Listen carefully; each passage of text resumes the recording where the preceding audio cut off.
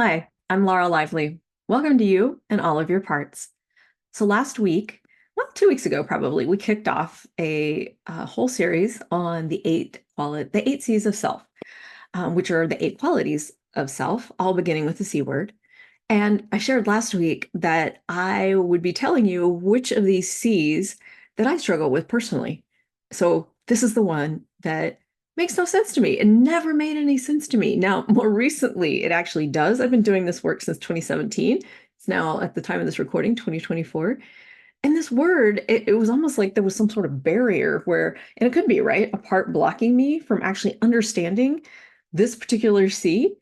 And only in the last year or so have I been able to be like, oh, I get it. So I told you, I'd tell you which ones, resonated with me and which ones did not. And so I invite you as we talk about this week, this week's C, to notice if it resonates with you. I'm assuming some of you are going to be like, oh, yeah, that makes total sense to me. You know why? Because we're individuals. So, of course, this one may work for you. It did not really work for me. Um, but I do finally, years later, understand the concept. So I want to share it with you. So the C I'm talking about is clarity. So I'm going to actually read you the definition that is used by Julia Sullivan and the IFS Institute, if I can get to it. Clarity is defined as accurately perceiving situations without distortion from intense beliefs and emotions. Maintaining objectivity in situations where one has a personal stake, and avoiding preconceived notions and biases. Okay. Without distortion from intense beliefs and emotions. Maybe that's why I couldn't get to, right? So having some clarity. So we talked a little bit last week how our parts always have an agenda. And so if I am more blended with a part than maybe I want to be, it is hard for me to have some clarity. It is hard for me to see somebody else's beliefs. It is hard for me to even realize that I am bound up in the part. And so I wanted to ask you all, what does clarity mean for you? I invite you this week to consider, when do you have clarity and when do you not? As I shared last week, as it related to compassion, sometimes it's easier for me to tell when I'm blended with a part than it is to notice, because it's the absence of, right? It's the absence of compassion. It might be the absence of clarity. I don't have clarity because I am wound up about a particular issue, and that tells me that a part is reacting. So I invite you to consider, what does clarity mean to you? Do you have times when you have clarity, when you can see things objectively without considering your personal stake in the matter? Often we have parts that are what we call polarized. They want what they want when they want it, right? So, for example, if I have a part that wants me to continue watching the latest incarnation of Bridgerton, as an example, and we've already been watching for a few hours, and I've got a part that's like, get off the couch. You've been laying here forever. Stop being a slob or a slouch or a sloth. Get off the bloody couch. And another part's like, oh no, I've got to know what happens next. I have to know what happens next. And so both of these parts have an agenda. One wants me to get off the couch.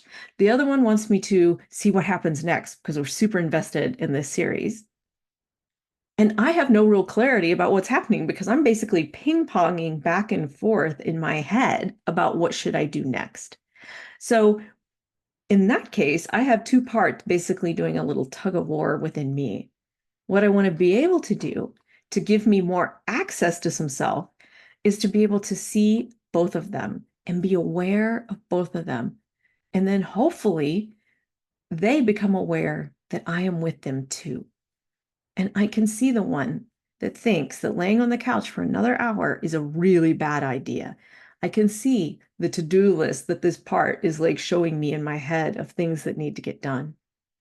And yet I can also see the other part, the part that's like, oh my gosh, we never get a day off.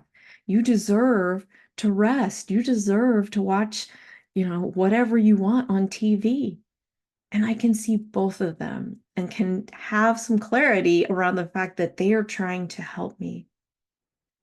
And I am not shaming either of them for what they believe is the right thing for us to do. And then hopefully, and this is to me is where clarity began being a little more understandable, as if I can get them to back up a little bit, I can actually see what the to-do list is. I can maybe check in with my body and see how am I feeling, because maybe we have been running at a breakneck speed recently. And then I can look into the future to see what else might be out there, or also beyond these two parts opinion. And then I can make a decision about what does make most sense based upon the things that I can see outside what these two are like arguing about. What does make most sense for what's going on in my life? And I can let them both know whatever that decision is without blaming or shaming them.